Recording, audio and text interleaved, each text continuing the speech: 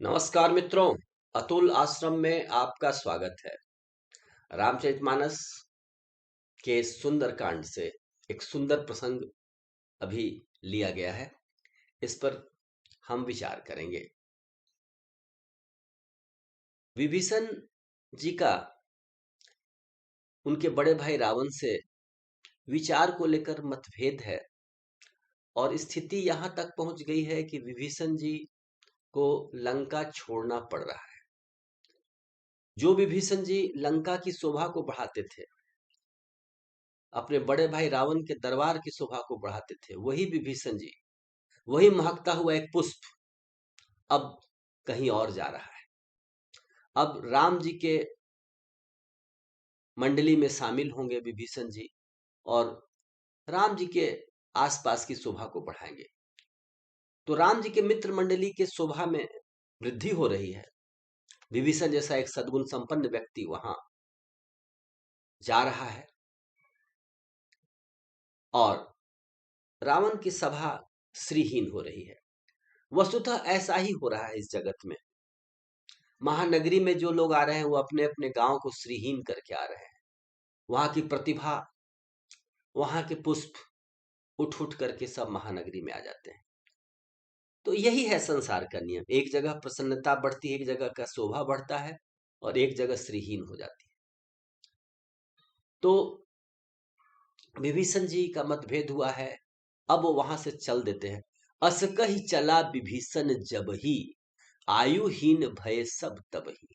अब विभीषण जैसा तपस्वी भक्त किसी स्थान से चला जाएगा तो उसकी तो शोभा ऐसे ही नष्ट हो जाएगी। आयुहीन हो गए सब लोग।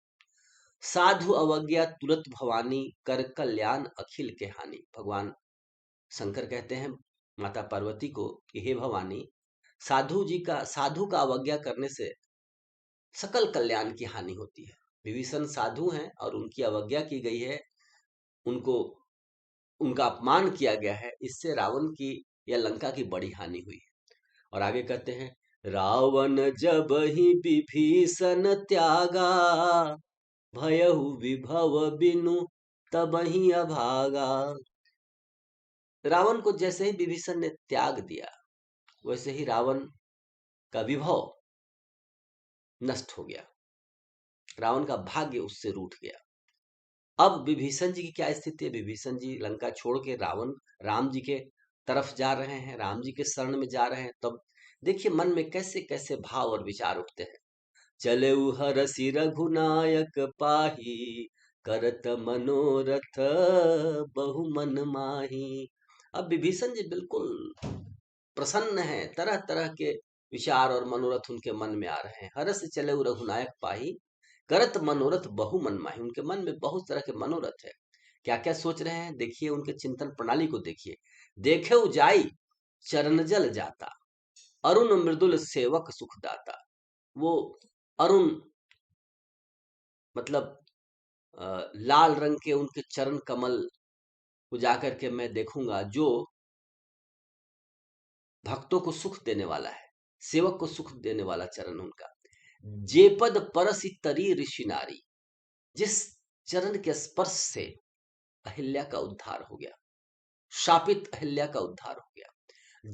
जिस चरण के स्पर्श से दंडक वन पवित्र हो गया। जिस दंडक वन में बहुत मतलब दंडक वन शापित वन था और जहां बहुत ही दुख थे,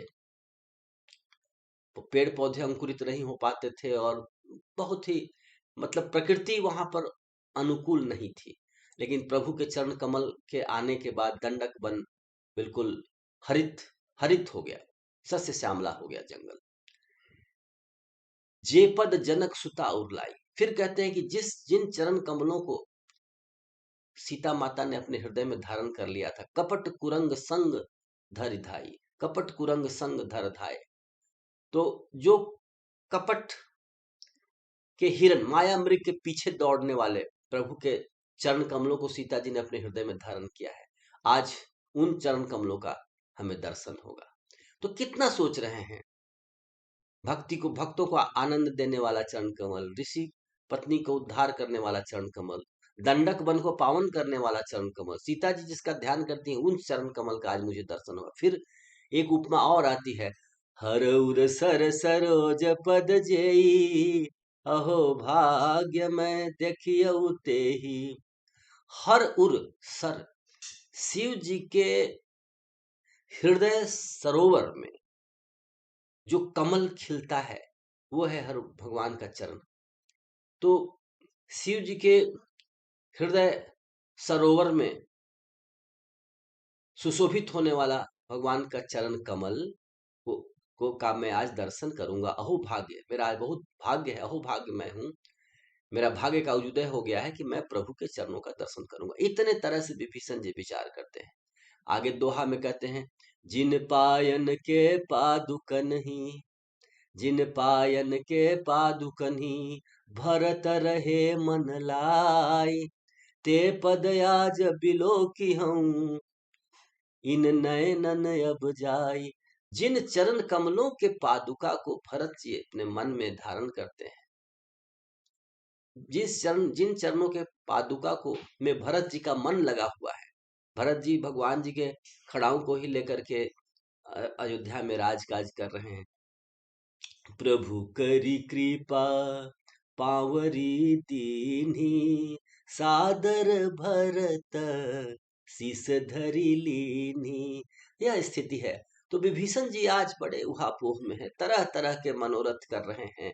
और ऐसी ही स्थिति होती है। हम लोग जब बचपन में कभी अपने गांव जाते, ननिहाल जाते, तो गांव जाते तो दादा दादी या कहिए हम लोग बाबा मामा बोलते हैं, उनसे मिलेंगे तो वो क्या कहेंगे, इसी विचार में हम खोए रहते थे।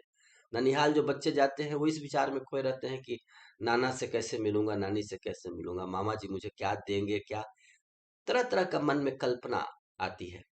तो उसी तरह की कल्पना है अपने किसी प्रिय से मिलने के पहले जैसे मनोदशा जो होती है व्यक्ति की। राम जी से मिलने के पहले जैसे भरत की मनोदशा थी, राम जी से मिलने के पहले आज विभीषण जी की ऐसी ही मनोदशा है। तरह तरह के मनोरथ कर रहे हैं, तरह तरह के विचार कर रहे हैं। यही विधि करत सप्रेम विचारा, सप्रेम विचार चल रहा है। आहा, क्या पावन जीवन है उनका। आयहु सपद सिंधु एहि पारा, और समुद्र के उस पार लंका है, भगवान का इस पार छावनी है। इस तरह से मनोरथ करते हुए, इस तरह से कल्पना करते हुए, इस तरह से भक्तिपूर्ण विचार करते हुए, इस तरह से चरण कमलों का चिंतन करते हुए विभीषण जी समुद्र के इस पार राम जी के शिविर में आ जाते हैं। तो ये इतना चिंतन रखा गया है भगवान जी के चरण कमलों के प्रति, और विभीषण जी का उन राम के प्रति जो अगाध प्रेम है वो यहाँ प्रकट हो रहा है। तो मित्रों, यहाँ देखें कि राम जी के चरण कमलों में कैसी भक्ति की जाती है, कैसे विचार किया जाता है, कैसे भक्ति में वृद्धि की जाती है। कई उदाहरण से विभीषण जी की जो मनोदशा दिखाई गई है, हम इस तरह से राम जी के चरण कमलों का ध्यान करें, अपने जीवन में राम जी के सद्गुणों को लाएं, अपने जीवन में वीरता लाएं, अपने जीवन में राम जी की तरह हम पूर्वभाषी बने, और राम जी की तरह धैर्यवान बने, गंभीर बने, और एक स्वस्थ, संपन्न, सबल, शक्तिशाली और ज्ञानवान राष्ट्र का निर्माण करें। राम, राष्ट्र का मंगल ही तो राम में निहित है।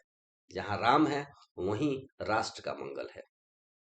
जय श्री राम, जय भारत, जय जगत।